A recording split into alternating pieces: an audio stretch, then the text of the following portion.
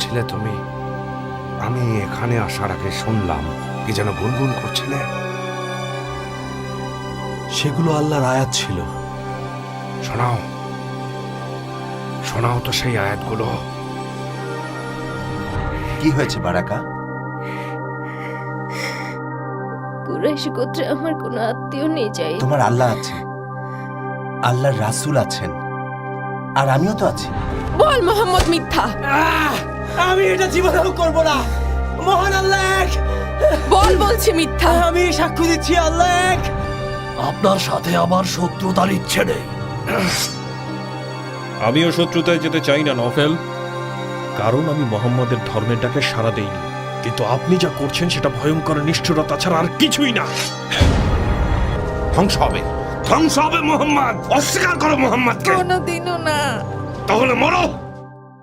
আশহাদু আল্লা ইলাহা ইল্লাল্লাহ ওয়া আশহাদু আন্না মুহাম্মাদান রাসূলুল্লাহ। মরো তাহলে, মরো তুমি। তোমাকে আমি মেরেই ফেলবো, চিরদিন অন্ধকার গর্তে পড়ে থাকবে। না, মৃত্যুর পরে আমি জান্নাতে যাব, যাই দুনিয়ার আসমান থেকে অনেক বিশাল। আশহাদু আল্লা ইলাহা ইল্লাল্লাহ ওয়া আন্না মুহাম্মাদান।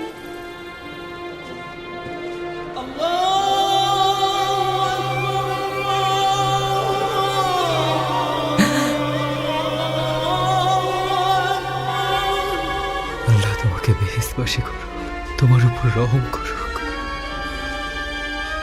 তুমি ইসলামের প্রথম শহীদ হলে আম্মা।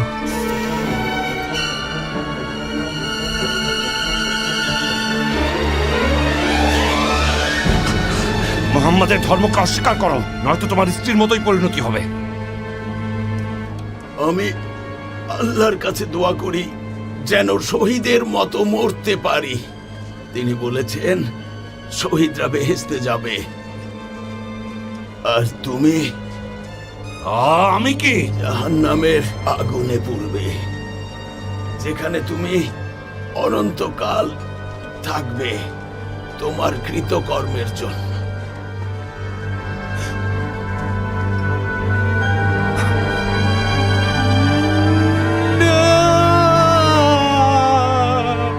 নবী করিম সাল্লাল্লাহু আলাইহি ওয়াসাল্লাম ইয়াসিরের পরিবারের উপর নির্যাতনের কথা শুনে খুব দুঃখ পেলেন, আর এদিকে পৌত্তলিক কুরাইশদের নিয়ে নির্যাতন চালিয়ে যাচ্ছিল আবু জাহেল। নবীজি বলেছিলেন, শোনো ইয়াসিরের পরিবার, নিশ্চয়ই তোমাদের সাথে জান্নাতে দেখা হবে। বলো তুমি ফিরে আসবে, বলো মুহাম্মাদের ধর্ম থেকে ফিরবে, বলো যে তুমি মুহাম্মাদের ধর্ম গ্রহণ করনি। আমি গ্রহণ করেছি। আমি মোহাম্মদকে বললাম, আপনি কিসের বার্তা নিয়ে এসেছেন বলুন আমাকে। তিনি জবাব দিলেন, আল্লাহ এক, আর মহান আল্লাহর কোনো শরীক নেই, আর মোহাম্মদ আল্লাহর প্রেরিত রাসূল। আমিও সেটা বিশ্বাস করি। আশহাদু আল্লা ইলাহা ইল্লাল্লাহ ওয়া আশহাদু আন্না মুহাম্মাদান রাসূলুল্লাহ।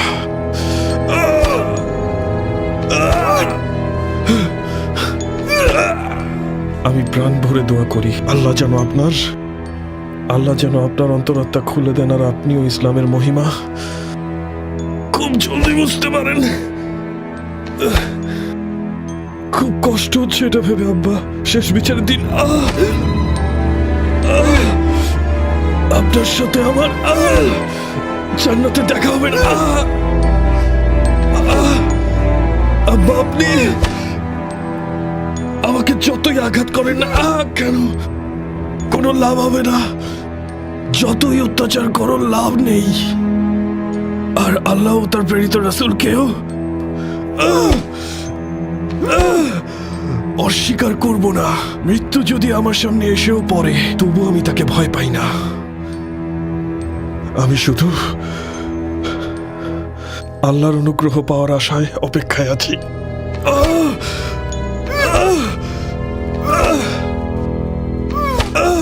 আবুল হাকাম, ইয়াসিরের পরিবারকে কি করেছো?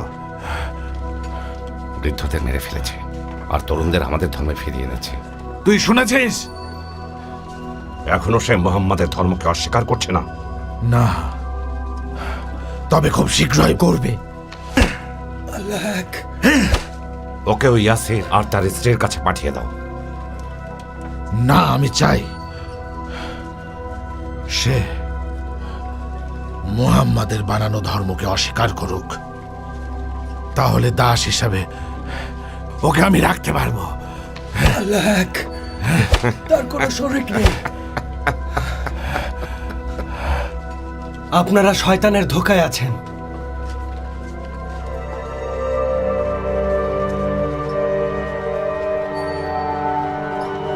নিশ্চয়ই জান্নাতে যেতে পারবেন ইয়াসিরের পরিবার।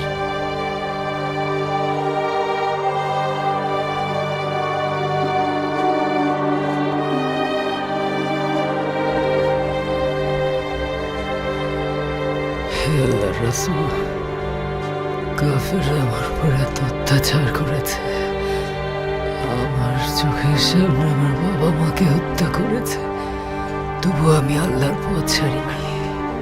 আল্লাহর নবী জানতে চাইছেন তোমার হৃদয় কার প্রতি বিশ্বাস আছে? আমি আল্লাহর রাসূলকে ভালোবেসে পেয়েছি। বিতাড়িত শয়তান থেকে আল্লাহর নিকট আশ্রয় প্রার্থনা করছে। নিজেদের উপর জুলুমকারী থাকা অবস্থায় ফেরেশতারা যাদের মৃত্যু ঘটাবে, অতঃপর তারা আত্মসমর্পণ করে বলবে, আমরা কোনো পাপ করতাম না। হ্যাঁ, নিশ্চয়ই তোমরা যা করতে সে বিষয়ে আল্লাহ সম্যক জ্ঞাত। সুতরাং তোমরা জাহান্নামের দরজাগুলিতে প্রবেশ করো, সেথায় চিরস্থায়ী থাকার জন্য। দেখো, অহংকারীদের আবাসস্থল কত নিকৃষ্ট। আর যারা তাকওয়া অবলম্বন করেছিল তাদেরকে বলা হলো, তোমাদের রব কি নাজিল করেছেন? তারা বলল, মহা কল্যাণ। যারা সৎ কাজ করে তাদের জন্য আছে এই দুনিয়ায় মঙ্গল এবং আখিরাতের আবাস আরও উৎকৃষ্ট। আর মুত্তাকিদের আবাসস্থল কত উত্তম, সর্বদা বসবাসের উদ্যান। তারা যাতে প্রবেশ করবে, এর পাদদেশ দিয়ে স্রোতস্বিনী প্রবাহিত হয়। তাদের জন্য তাতে তাই রয়েছে যা তারা চায়। এমনিভাবে প্রতিদান দেবেন আল্লাহ পরহেজগারদেরকে। বল মুহাম্মদ মিথ্যা। আল্লাহর কসম, আমি হেদায়েতের পথ থেকে কোনোদিনও ফিরবো না। বল মুহাম্মদের ধর্মকে মানিস না। আমি মরে গেলেও আল্লাহর ধর্ম থেকে ফিরবো না। বল মুহাম্মদের ধর্ম মিথ্যা। আমি আল্লাহর হেদায়েত পেয়েছি, এখান থেকে ফিরবো না। লা ইলাহা ইল্লাল্লাহ মুহাম্মাদুর রাসূলুল্লাহ। তোকে আজ মেরেই ফেলবো। লা ইলাহা ইল্লাল্লাহ মুহাম্মাদুর রাসূলুল্লাহ। কি হয়েছে তোমার খালিদ? কিছুই না, কাল আমি ঘুমাতে পারিনি। কোথায় ঘুমিয়েছিলে? মহান আল্লাহ তাআলা আর তার রসুলের কাছ থেকে হেদায়েত পাওয়ার পর এসব ছোটখাটো বিষয় নিয়ে আর মাথা ঘামাই না। আল্লাহ তাআলা তোমার ঈমান মজবুত করুক ভাই। আমার আম্মা আমাকে বলেছেন তার সম্পদ, প্রতিপত্তি আর আমার ধর্মের মধ্যে একটিকে বেছে নিতে।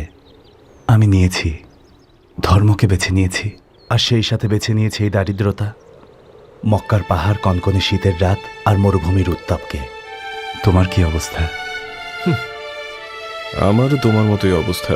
আব্বা আমাকে ঘর থেকে বের করে দিয়েছে, অর্থ সম্পদ, খাবার দাবার ছাড়াই। ভাইদের নির্দেশ দিয়েছে যেন তারা আমার সাথে কথা না বলে। আল্লাহ পবিত্র কোরআনে বলেছেন, অবশ্যই আমি প্রত্যেক জাতির মধ্যে রাসূল পাঠিয়েছি এই নির্দেশ দিয়ে যে তোমরা আল্লাহর উপাসনা করো এবং তাগুত থেকে দূরে থাকো। অতঃপর তাদের কতককে আল্লাহ সৎপথে পরিচালিত করেন এবং কতকের উপর ভ্রষ্টতা অবধারিত হয়। সুতরাং তোমরা পৃথিবীতে পরিভ্রমণ করে দেখো, যারা সত্যকে মিথ্যা বলেছে তাদের পরিণাম কি হয়েছে। আল্লাহ যা বলেছেন সত্য বলেছেন।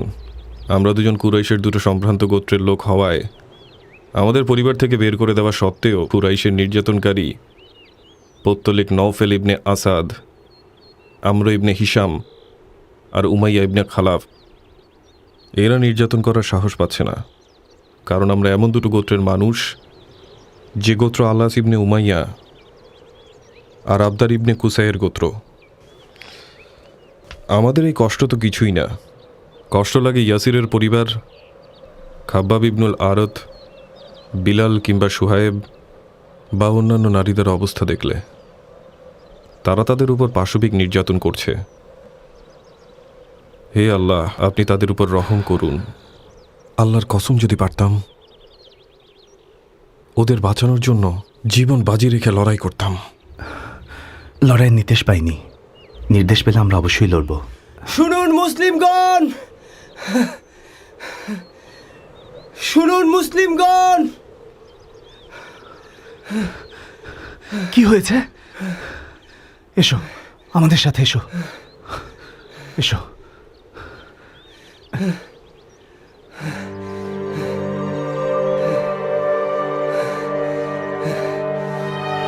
হে আল্লাহর রাসূল, তারা আমাদের উপর নানাভাবে অত্যাচার করছে। যদি সম্ভব হয় আল্লাহর কাছে বলুন যেন আমাদের এই কষ্ট কমিয়ে দেন তিনি। মুহাম্মদ সাল্লাল্লাহু আলাইহি ওয়াসাল্লাম বলেছেন, পূর্ববর্তী উম্মতের মধ্যে একজন মুমিন ব্যক্তিকে লোহার সারাশি দিয়ে আঘাত করা হয়েছিল, যা তার শরীরের হাড় থেকে মাংস বের করে ফেলে। তবু কোনোভাবেই তাকে তার ধর্ম ত্যাগ করতে বাধ্য করাতে পারেনি। তাই ধৈর্য ধরতে বলেছেন। নিশ্চয়ই ধৈর্যশীলদের আল্লাহ জান্নাতে উত্তম প্রতিদান দিবেন। আমিও তাহলে প্রতিদানের আশায় ধৈর্য ধরব। মহান আল্লাহ নিশ্চয়ই কাফিরদের ধ্বংস করবেন। তুমি দেখেছো খালিদ? আমি তো ভুলে গিয়েছিলাম, তুমি তো ক্ষুধার্তই নাও।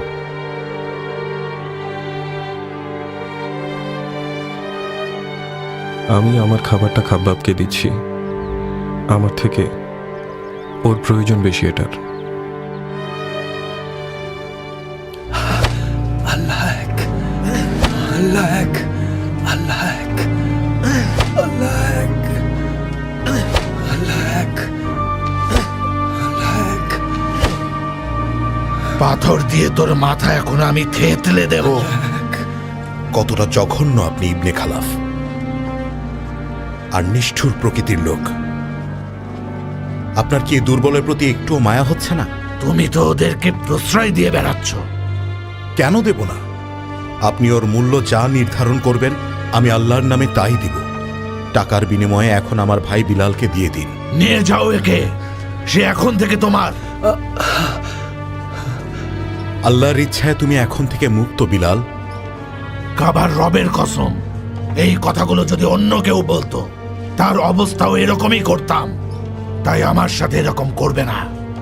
আপনার হৃদয় পাপে পূর্ণ হয়ে গেছে।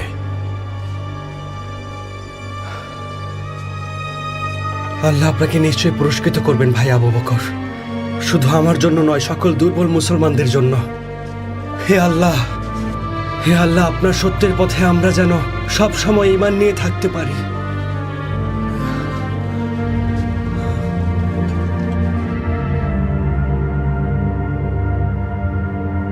শোনো উতবা, তুমিও শোনো উতাইবা।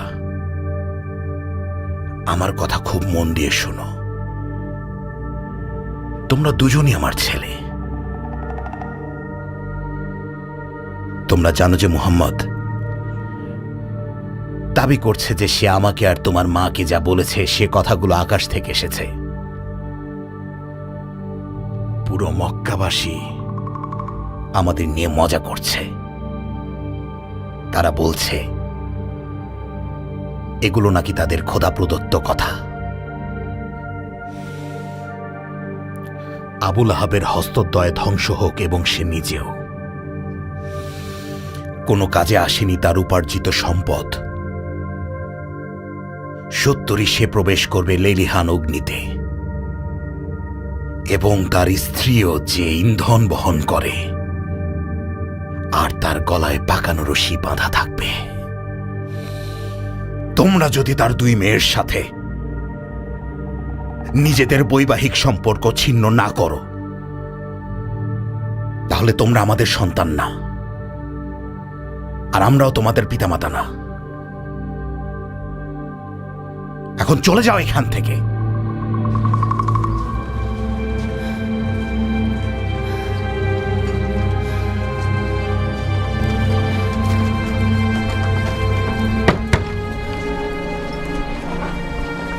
এসব কি শুরু করেছেন উম্মে জামিল? মুহাম্মদ কোথায়? কুরাইশের লোকে কিভাবে এরকম কাজ করছেন? কাটা বিছিয়ে দিচ্ছেন আল্লাহর রাসূলের দরজায়। এমন আচরণ কেউ কি তার প্রতিবেশীর সাথে কখনো করে? এগুলো কি ঠিক? মুহাম্মদ কোথায় তুমি? জলদি বের হয়ে আসো বলছি। পাথর মেরে তোমার মাথা যদি আজকে না ফাটিয়েছি, অনেক সাহস বেড়েছে তোমার।